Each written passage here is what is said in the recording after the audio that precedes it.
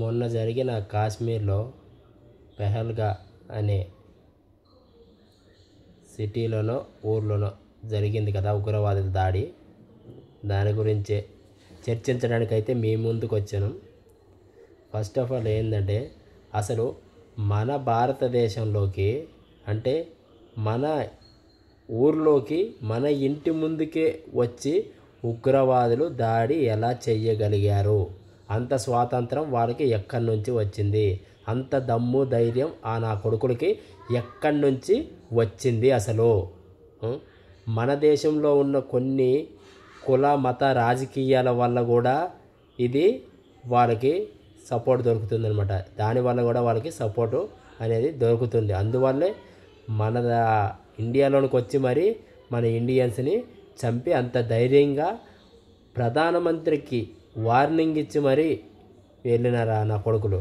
ఓసారి మన దేశంలో ఉండే మన పెద్ద మనుషులు ఏమంటున్నారో ఒకసారి చూసేయండి, వినిపిస్తాను ఆ వీడియో. కాంగ్రెస్ పార్టీ పాకిస్తాన్ పాకిస్తాన్ కూడా మాదే. నేను పాకిస్తాన్ ప్రేమిస్తా, నీకు లేకపోతే నీ దౌర్భాగ్యం అది. మమ్మల్ని కూడా నీలా పాకిస్తాన్ అంటే అది తీస్తుంది. నేను పాకిస్తాన్ నీకు శత్రువు అయితే నాకెందుకు శత్రువు కావాలంటున్నాను. నేను పాకిస్తాన్ ప్రేమిస్తా. చూసారా ఏమంటున్నాడు? నాకున్న ఇష్టాలు వేరు, నీకున్న ఇష్టాలు వేరు. నా ఇష్టం ప్రకారం నేను పాకిస్తాన్ని ప్రేమిస్తాను, అభిమానిస్తాను, ఆ మనుషులు నేను ఇష్టపడతాను. నాకు లేదని నువ్వు ప్రేమించడం మానేస్తే, నీకు ఇష్టం లేకపోతే నువ్వు ప్రేమించడం మానేస్తావు అని అంటున్నాడు అనమాట. ఇక్కడున్న మన ఇండియనే, ఇక్కడ తెలుగు గడ్డ మీద పుట్టిన వ్యక్తే అక్కడ పాకిస్తాన్ని ప్రేమిస్తారంట. పాకిస్తాన్ దేశాన్ని కూడా ప్రేమిస్తారనమాట. అంత ఇష్టమంట పాకిస్తాన్ అంటే. ఏనాడో ఒకరోజు వచ్చి ఈయన ఇంటిలోనికి జ్వరబడి ఈయన ఇంటి లోపలికి వెళ్ళి ఈయన ఫ్యామిలీ మొత్తాన్ని లేపేస్తే అప్పుడు వీడికి తెలిసి వస్తుంది అనమాట. ఎందుకంటే సచ్చింది వీడి మనుషులు కాదు కదా, వీళ్ళ ఇంట్లో మనుషులు కాదు కదా. అందుకే ఇంత గట్టిగా మాట్లాడి చెప్తున్నాడు. ఓసారి మనకు ప్రస్తుతం ఉన్న మన ముఖ్యమంత్రి గారు కూడా గతంలో ఏం మాట్లాడారో ఒకసారి వినండి, చెప్తారు. కోపంతో ఈ రోజు పాకిస్తాన్ సమర్థించడానికి భారత్ మాత అని అంటారు కదా. అసలు భారత్ మాత ఉందా? భారత్ మాతకు మీరు పుట్టినారా అని కూడా అడిగినాను. అసలు భారత్ మాత ఉందా? భారత్ మాతకు మీరు పుట్టినారా అని కూడా అడిగినాను. మీరు ఏ రకంగా భారత్ మాతకు వారసులరా? మీరు ఈ దేశంలో ఉన్న వాళ్ళకే పుట్టిరా, పాకిస్తాన్ లో ఉన్న వాళ్ళకి పుట్టినరా అని అడిగినాం అనుకో, మేము హిందువులం. చూసారా గతంలో ఎలా మాట్లాడారో మన ముఖ్యమంత్రి గారు? మీరు అసలు భారత్ మాతకే పుట్టారా, మీరు అసలు ఇండియన్సేనా అని అడిగితే ఏం సమాధానం చెప్తారు అని సరే అంటున్నాడు. అంటే ఈ ఇండియాలో ఉంటూ ఈ భారతదేశంలో పండిన పంట తింటూ, ఈ భారతదేశంలో పుట్టి, ఈ భారతదేశంలో జీవిస్తూ కూడా భారతదేశానికి వ్యతిరేకంగా మాట్లాడుతున్నాడు అనమాట. ఇది ఎంతవరకు న్యాయం అసలు? ఇలా మాట్లాడడము అసలు ఎంతవరకు న్యాయం అనమాట. ఇలాంటి మహానుభావులే, ఇలాంటి దేశాన్ని నాయకులే వ్యతిరేకంగా, మన దేశానికి వ్యతిరేకంగా మాట్లాడుతుంటే ఇక సాధారణ ప్రజలు ఏమనుకుంటారు, ఏం ఆలోచిస్తారు, అసలు ఏం తీర్పు చెప్పగలరు అసలు? చూడండి, ఇంకో పెద్ద మనిషి కూడా ఏం మాట్లాడారో వినండి ఒకసారి. మేము హిందువులం అంటున్నారు. ఏమో రాముడు మీకు చిన్నయ్యా, సీత మీకు ఏమైనా చిన్నమ్మారా, లేకపోతే రాముడు వంశంలో ఎవరు పుట్టినరా మీరు? చూశారుగా ఏమంటున్నారు? రాముడు ఏమైనా మీకు చిన్నయ్యా, సీతమ్మ ఏమైనా మీకు చిన్నమ్మ అని అంటున్నాడు. అంటే మన పుట్టకముందు, మన దేశంలో మన పుట్టకముందు, మన రాకముందు ఇక్కడ దేవుళ్ళు జీవించి వెళ్ళారనమాట.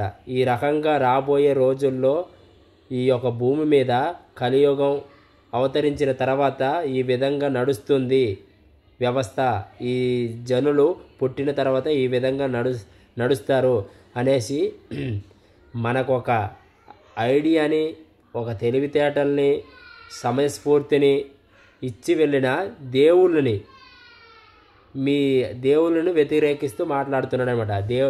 వాళ్ళు ఏమైనా మీకు చిన్నమ్మ, చిన్నాయన, వాళ్ళు మీ దేవుళ్ళు అనేసి అంటున్నారు అనేసి, మన దేశంలో పుట్టి మన పండించిన పంట తింటూ, ఉప్పు పప్పు తింటూ, మన దేశంలో బతుకుతూ మన వాళ్ళే మనకు వ్యతిరేకంగా మాట్లాడుతున్నారు. మాట్లాడడం వల్ల పక్క రాష్ట్రాల వాళ్ళు పక్క దేశాల వాళ్ళు వచ్చి మనల్ని ఇష్టం వచ్చినట్టు ఆడుకొని కుక్కలను కాల్చినట్టు కాల్చేసి ఈజీగా వెళ్ళిపోతున్నారనమాట. అది ఈ నాయకుల పరిస్థితి ఇలా ఉన్నదని. అసలు ఈ దేశాన్ని నాయకులు ఎవరైతే ఉన్నారో పెద్ద మనుషులు ఎవరైతే ఉన్నారో వాళ్ళు స్కూల్కి వెళ్ళకుండానే చదవకుండానే డిగ్రీలు పట్టాలు తీసుకోకుండానే వచ్చినారా మన దేశానికి? వచ్చి మన దేశాన్ని ఏలుతున్నారా? ఒకప్పుడు జాతీయ గీతం పాడి వచ్చిన వాళ్ళే కదా. ఒకప్పుడు స్కూల్లో చదువుకున్నప్పుడు వందే మాత్రం చదువుకొని వందే మాత్రం గీతాన్ని పాడి వచ్చిన వాళ్ళే కదా వీళ్ళంతా. అందులో ఉన్న అర్థాలు భావాలు తెలియకుండానే వచ్చి ఈ మనల్ని మన దేశాన్ని ప్రజల్ని ఏలుతున్నారంటే ఆ మాత్రం ఇంకిత జ్ఞానం లేకుండానే మనల్ని అందరినీ ఏలుతున్నారా వీళ్ళు? దేశం అంటే మట్టి కాదు, దేశం అంటే మనుషులోయ్ అనేసి ఏనాడో చెప్పాడు ఒక మహానుభావుడు. అది ఎప్పుడో మనం చిన్నగా ఉన్నప్పుడు చదువుకున్నామనేసి ఇప్పుడు మర్చిపోయి దానికి వ్యతిరేకంగా బుద్ధి తక్కువయ్యో లేకపోతే భయంతోనో భీతితోనో అలా మాట్లాడడం ఎంతవరకు కరెక్ట్ అసలు? మనలోనే మనకి ఐక్యత లేనందువలనే వాళ్ళు మన ఇంటిలో జొరబడి మన ఆడవాళ్ళని, మన అన్నదమ్ముల్ని, మన అక్క చెల్లెల్ని ఈ విధంగా హింసించి టార్చర్ పెట్టి చంపేసి ఈజీగా వెళ్ళిపోతున్నారు బార్డర్ క్రాస్ చేసి అనమాట. ఎంతవరకు అసలు ఇది న్యాయం? హిందూ ముస్లిం బాయ్ అనేసి ఏనాడో అనుకున్నాము. అలాంటి మంచితనము మతం పేరిట కులం పేరిట అసలు రాజకీయాలు ఉండకుండా మనిషిని మనిషిలాగా చూసి ఏనాడైతే పాలన ఉంటుందో ఆ రోజే ఈ దేశం బాగుపడుతుందన్నమాట. ఇలా అయితే మనకి ఎన్నడూ న్యాయం జరగదు అసలు. ఇప్పుడు ఎవరైతే టూరిజం ప్లేస్లో పహల్గాం వెళ్ళి అక్కడ ఉన్న వాతావరణాన్ని ఆహ్లాదించి అక్కడ సంతోషాన్ని పంచుకుంటూ ఒకరికొకరు పంచుకుంటూ చూసుకొని వద్దమనిసి వెళ్ళిన వాళ్ళు అన్యాయంగా ప్రాణాలు కోల్పోయారు. దీనికి బాధ్యత ఎవరు బాధ్యత వహిస్తారు అసలు? తప్పు ఎవరు చేశారు? శిక్ష ఎవరికి పడింది? సామాన్య ప్రజలకు శిక్ష పడింది. తప్పు ఎక్కడ జరిగింది? తప్పు ఎవరిది? దీన్ని ఆలోచించి గవర్నమెంట్కి అడిగే అంత దమ్ము సత్తా ఎవరికైనా ఉందా? ఉంటే వెళ్ళి డైరెక్ట్ మన గవర్నమెంట్ని, మనం స్థాపించుకున్న గవర్నమెంట్ని మనం ప్రశ్నించగలమా? అంత దమ్ము ధైర్యం మనలోన ఉందా? ఉన్నప్పటికీ కూడా ఎంతోమంది నిజాయితీ కలగా మీడియా వాళ్ళు ప్లస్ అందులో పనిచేసే మన యాంకర్స్ ఎంతోమంది వేలెత్తి మరి వాళ్ళు ఇంతకుముందు మాట్లాడిన మాటల్ని ఇప్పుడు ప్రస్తుతం మాట్లాడుతున్న మాటల్ని వక్రీకరించిన మన దేశ భవిష్యత్తును వాళ్ళకి తిరిగి చూపిస్తున్నారు. కానీ ఎవరు అది చూసి సమాధానం అయితే చెప్పరనమాట. ఇప్పుడున్న సిచ్యువేషన్ బట్టి వాళ్ళు చేసుకుపోతూనే ఉంటారు. వాళ్ళ లాభం వాళ్ళు తీసుకుంటూనే ఉంటారు అనమాట. ఎవరు దీని గురించి అసలు ఆడరు. ఇక పాకిస్తాన్ విషయానికి వస్తే మన వరకు వచ్చి దాడి చేసింది అక్కడ బతుకుతున్న సామాన్య ప్రజలైతే కాదు. ఇప్పుడు మనం ఎలా మన దేశంలోనే బతుకుతున్నామో ఎవరి పొట్టకూటి కోసము ఎవరి కుటుంబం కోసం వాళ్ళు బతుకుతూనే ఉన్నామన్నమాట. ఎవరి కష్టాలు వాళ్ళు పడుతూనే ఉన్నాము. పక్క రాష్ట్రాల మీద దాడులు చేయాలి, పక్క దేశాల మీద దాడులు చేయాలి, పక్క దేశాల మీద మనం బాంబులు వేసి ఆ దేశాన్ని నాశనం చేయాలనే థాట్ అయితే సామాన్య ప్రజలకి ఎవ్వరికీ ఉండదు, అసలు సాధారణంగా ఉండదు. వాళ్ళు మన వరకు వచ్చి మన మీద దాడి చేస్తే కానీ ఆ ఆలోచన మన వరకు రాదనమాట. అలాంటిది అక్కడున్న ప్రజలు, సామాన్య ప్రజలు ఎవరైతే బతుకుతున్నారో వాళ్ళు ఎవరు కూడా మనల్ని ధ్వంసం చేయాలి, మన దేశాన్ని నాశనం చేయాలి అనేసి ఇంటెన్షన్తో ఉండరు. ఎవరైతే రాజకీయ పరంగా ఉన్నారో, ఎవరైతే మన దేశంలో ఉన్న కొంత భాగాన్ని ఆక్రమించుకోవాలనేసి ఆలోచిస్తున్నారో నా కొడుకులే మన మీద దాడులు చేయడానికి సిద్ధంగా ఉన్నారు. వాళ్ళే దాడులు చేశారు, ఇంతవరకు వచ్చారనమాట. వాళ్ళని ఖచ్చితంగా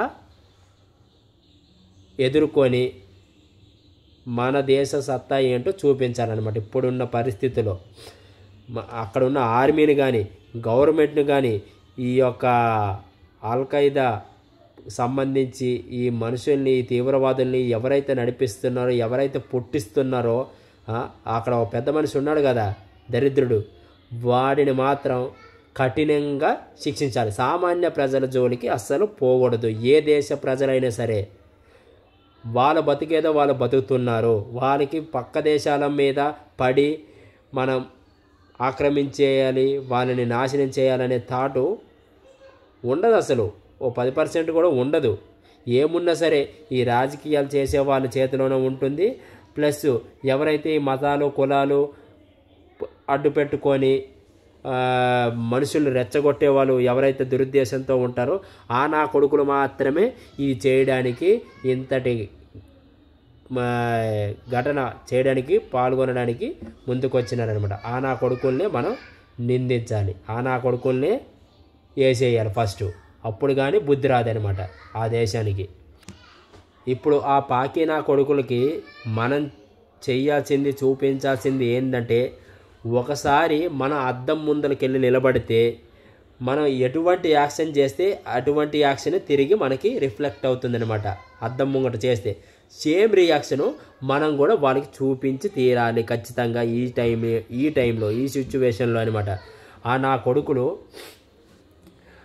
మన మతాన్ని వ్యతిరేకిస్తూ మన రాజకీయాన్ని వ్యతిరేకిస్తూ మతం ఏందో అడిగి మరీ చంపారు. చంపిన నా కొడుకులు వెళ్ళి మీ ప్రధానమంత్రికి మోడీకి చెప్పండి మరి అని వార్నింగ్ కూడా ఇచ్చినారనమాట. అలాంటి నా కొడుకుల్ని పట్టి కాల్చి ఒక కోడిని మేకని ఏ విధంగా తల కాలు చేతులు వేరువేరుగా నరికేస్తామో అదే విధంగా నరికేసి అదే దేశంలో పాకిస్తాన్ దేశంలో పడేలా. అప్పుడు కానీ నా కొడుకులకి బుద్ధి రాదనమాట. ఆల్రెడీ మన గవర్నమెంట్ తీసుకోవాల్సిన జాగ్రత్తలు తీసుకొని వాళ్ళకి ఏవేవైతే మన దేశం నుండి వెళ్తున్నాయో వాటిని నిలిపివేశారు, తగిన చర్యలు తీసుకున్నారు. అయినప్పటికీ ఇది వాళ్ళకి సరిపోదు. ఇది ఆపినందుకు వాళ్ళు ఇంకా మనల్ని రెచ్చగొట్టేటట్టే మాట్లాడుతున్నారు, మనల్ని ఇంకా ఉసిగలిపేటట్టే మాట్లాడుతున్నారు. మీ రక్తం కళ్ళ చూస్తాం, మీ దేశంలో శవాలని లెక్క పెట్టుకోవడానికి సరిపోయినన్ని చావుల్ని మీకు చూపిస్తాం అన్నట్టు మాట్లాడుతున్నారు. కాబట్టి ఖచ్చితంగా వాళ్ళకన్నా ఒక అడుగు ముందే ఉండి వాళ్ళపైన తగిన చర్యలు తీసుకోవాలి. మనకి ఎంత నష్టం జరిగిందో దానికి 10 నష్టం నా కొడుకులు జరగాలి. అంటే అందులో బతికే మామూలు ప్రజల జోలికి అసలు పోవద్దు. ఎక్కడైతే గట్టిగా గవర్నమెంట్కు సంబంధించిన ల్యాండ్స్, గవర్నమెంట్కి సంబంధించిన ఆ భవనాలు ఉంటాయో ఆ పాకినా కొడుకుల ఆర్మీ సోల్జర్స్ ఎక్కడుంటారో, ఎవడు తప్పుగా ఆలోచించి మనల్ని దాడి చేయాలనేసి మనల్ని హతమార్చాలని చూస్తున్నారో అలాంటి వాడి దగ్గరికి వెళ్ళి ఖచ్చితంగా మన సత్తా ఏంటో చూపించుకునే టైము ఆసన్నమైంది. దాని తగిన చర్యలు తీసుకొని వాళ్ళని మనమేంటో చూపించే సమయం కూడా ఇప్పుడే అన్నమాట. వాళ్ళని వ్యతిరేకిస్తూ పాకిస్తాన్లో ఉన్న వాళ్ళంతా ముస్లింలే, హిందువులు లేరు, వేరే కులాలు మతాలు వారు లేరు, అందరూ ముస్లింలే ఉన్నారనేసి మన ఇండియాలో మన దేశంలో ఉన్న ముస్లిం సోదరులను కానీ మన భారతదేశంలో ఉన్న ముస్లిం యొక్క ఆ ప్రదేశాలను కానీ తప్పు పట్టడం ఏమాత్రం కరెక్ట్ కాదు. ఇది ముమ్మాటికి తప్పే. ఒకరికొకరు సంజాయించుకొని ఒకరికొకరు అర్థమయ్యేటట్టు చెప్పుకొని ఒకరికొకరు కలిసిమెలిసి బతుకుతున్నాం. నేను ప్రతిరోజు నేను చేసే పనిలో ప్రతిరోజు ఏదో ఒక సమయంలో నేను ఖచ్చితంగా ముస్లిం వాళ్ళ ఏరియాకి వెళ్తూనే ఉంటానన్నమాట. చార్మినార్ కానీ, ఓల్డ్ సిటీ కానీ, మక్కా మసీద్ కానీ, ఈ సీతారాంబాగు, చంద్రాయనగుట్ట, పలకనామా ప్యాలెస్, చాలా ఏరియాలు, మెహదీపట్నము, ముస్లింలు వాళ్ళు తిరిగే ప్రతి చోటికి నేను తిరుగుతూనే ఉంటాను. ఎక్కుతూనే ఉంటారు, దిగుతూనే ఉంటారు. నేను చేసే ఈ రైడ్లో ప్రతి ఒక్కరూ చాలా మంచిగా పలకరిస్తారు. మాట్లాడిన వాళ్ళు మాట్లాడరు. ఆడిన వాళ్ళు ఎక్కడి నుంచి వచ్చినావు, నువ్వు ఎన్ని రోజుల నుంచి చేస్తున్నావు, ఇందులో ఎంత ఆదాయం వస్తుంది, ఏమైనా మిగులుతుందా లేదా అన్ని వివరాలు అడుగుతారు. చాలా నా పేరుతో సహా చాలా మర్యాదగా మాట్లాడుతూ గౌరవిస్తూ మాట్లాడతారనమాట. నా కొడుకులు పాకి వాళ్ళు చేసిన తప్పు వల్ల మన ఇండియాలో ఉన్న ముస్లిం సోదరులను కానీ లేదా వేరే మతాలు కులాలు వాళ్ళని కానీ నిందించి మాట్లాడడం ఏమాత్రం సమాజం కాదనమాట. మన దగ్గర అసలు కుల మత రాజకీయాలు లేకపోతే, మనలో మనం ఐక్యతగా ఉంటే, మనలో మనం కలిసిమెలిసి ఉంటే అలాంటి నా కొడుకుల్ని ఈజీగా ఎదిరించవచ్చు, ఈజీగా వాళ్ళతో మనం పోరాడి మనం గెలవవచ్చు అనమాట. ఎక్కువ ఏమైపోయిందంటే మనలో మనకి మనుషుల మధ్య నీది ఆ కులం, నీది ఈ కులం, నీది ఆ మతం, నాది ఈ మతం అనేసి వేరు వేరు కులాల మతాల పేరుతోని వేరు చేసుకొని మనల్ని మనమే దూరం చేసుకుంటున్నాం అనమాట. అలాంటివి వదులుకోవాలి. నువ్వు మనిషే, నేను మనిషే. ఏ రోజుకి నువ్వు చచ్చినా నేను చచ్చినా సరే తీసుకెళ్ళి పాతి పెట్టేది ఈ భూమి మీదే అనమాట, ఈ నేల మీదే. ఎక్కడో తీసుకెళ్ళి పాడేరనమాట. ఏ సముద్రంలోనో వేరే పక్క దేశాలలోనో పాడేరనమాట.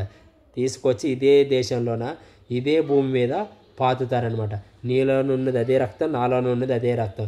కాకపోతే కులాలు మతాలు అనే పేరుతోని ఒకరికొకరం వేరు చేసుకొని మనకి మధ్య ద్వేషాలు పెంచుకొని దూరం అయిపోతున్నాం అనమాట. అలాంటి పరిస్థితిని మనం ఎప్పుడు తెచ్చుకోకూడదు. అలాంటి ఆలోచనలు కూడా మన దగ్గరికి రానియకూడదు అసలు.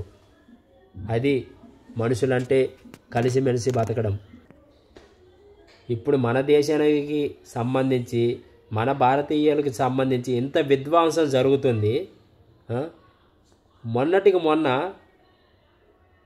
మన హైదరాబాద్లో గచ్చిబౌలిలో ఆ ల్యాండ్ గురించి ఏదో ఇష్యూ వస్తే లంచం తీసుకొని మరి దానికి అగేనిస్ట్గా మాట్లాడిన కొందరు సోషల్ ఇన్ఫ్లుయెన్స్ ఉన్నారనమాట.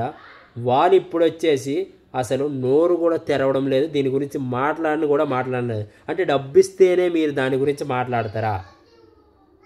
మీకు డబ్బు ముట్టగడితేనే మీరు తప్పైనా ఒప్పైనా దీని గురించి మాట్లాడతారా? మన ప్రజలకి, మన దేశంలో ఉండే మన అన్నదమ్ములు లాంటి మన చుట్టూ ఉన్న మన భారతీయులకి ఇంత నష్టం జరిగింది, ఇంత కష్టం వచ్చింది, దాని గురించి ఎవరైనా సరే ఒక మాట మాట్లాడుతున్నారు. చిన్న ఇన్ఫ్లుయెన్స్, నేను చెప్పేది చిన్న యూట్యూబ్ ఛానల్ వాళ్ళనమాట. మొన్నటి వరకు డబ్బు తీసుకొని దానికి వ్యతిరేకంగా మాట్లాడారు. అసలు అంత పెద్ద తప్పు జరుగుతున్నా సరే ఆ తప్పుని తప్పు అనేసి వందల మంది స్టూడెంట్లు, న్యూస్ ఛానల్స్ దానికి వ్యతిరేకంగా పోరాడి దానికి మనకి మద్దతు పలుకుతూ మనందరికీ మంచి జరగాలని చెప్పి దాని గురించి మాట్లాడి పోరాడి అది మనకు దక్కాలి, మనకి ఉండాలి, నాశనం చేయకూడదు ఆ అడవిని అనేసి అంతమంది మాట్లాడితే మీరు లంచం తీసుకొని మరీ తప్పుడు కూతలు కూశారు, తప్పుడు మాటలు మాట్లాడారు. ఇప్పుడు మనకి మెచ్యూరిటీ ఉంది కదా, మన తెలివి ఉంది కదా, మన దేశ ప్రజలకి మన ఇండియన్స్కే ఇంతటి ఘోరం జరిగింది కదా, దాని గురించి ఒక్క 15-20 నిమిషాల సెకండ్లు వీడియో చేసి ఆ పాకి నా కొడుకుల్ని ఎలా ఎదుర్కోవాలనేసి ఒక ఐడియాతోనో లేకపోతే మన ఇండియన్స్ చనిపోయినారు వాళ్ళకి, మన ఇండియన్స్ చనిపోయారు వాళ్ళు ఓదారుస్తూ ఒక చిన్న వీడియో అయినా చేసి పెట్టవచ్చు కదా. ఇప్పుడు ఏమైంది మీకు? అంటే డబ్బు తీసుకొని ఎలాంటి నీచమైన పని చేయమన్నా చేస్తారు, ఎలాంటి నీచమైన మాటలు ఆడమన్నా సరే ఆడుతారు. మన దేశానికి సంబంధించి ఇంత కష్టం వచ్చింది, ఇంత నష్టం జరిగింది అంటే దాని గురించి ఒక్క మాట కూడా మీరు మాట్లాడరనమాట. అంత దరిద్రంగా మీరు మీ కుటుంబాన్ని అంటే మీ ఫ్యామిలీని మీరు పెంచుకోవడానికి, మీ ఫ్యామిలీ మీరు బాగుపడడానికి మాత్రమే లంచం తీసుకొని ఇష్టం వచ్చింది మాట్లాడేస్తారు. దీని గురించి మాత్రం మాట్లాడరనమాట. ఇలా ఉంటుంది మీ పని. ఒక్కసారి నోరు తెరిచి ఒక్క చిన్న క్లిప్పు చేసి మీ ఛానల్లో పెట్టండి. నష్టపోయిన వారి గురించో లేదా మన పైన దాడి చేసిన వాళ్ళ గురించో వ్యతిరేకిస్తూ వాళ్ళని మాట్లాడి ఒక చిన్న వీడియో పెట్టండి. ఎంతో సపోర్ట్ ఇచ్చిన వాళ్ళు అవుతారు. మన దేశానికి, మన గవర్నమెంట్కి ఎంతో సపోర్ట్నిచ్చిన వాళ్ళు అవుతారు. నిలబడండి, ఇలాంటి టైంలోనే నిలబడాలి ఎవరైనా సరే. మనం బోర్డర్ వరకు వెళ్ళి యుద్ధాలు చేయకపోయినా సరే మన నోటి మాట వెంట వచ్చిన ఒక్క మాట చాలన్నమాట. నా కొడుకులను వ్యతిరేకిస్తూ మాట్లాడినా, మన ఇండియా చనిపోయారు వాళ్ళని ఓదారుస్తూ మాట్లాడినా ఒక మాట అయినా సరే ఎంతో సపోర్ట్ ఇచ్చిన వాళ్ళం అవుతామన్నమాట. ఇటు మన ఇండియన్స్కైనా సరే, అటు మన గవర్నమెంట్కైనా సరే సపోర్ట్ చేస్తూ ఒక్క చిన్న వీడియోనైనా సరే చేసి పెట్టండి. మేరా భారత్ మహాన్ అనేసి మీ నోటి మాట పలకండి. పలికితే ఎంతో గౌరవం ఉంటుంది.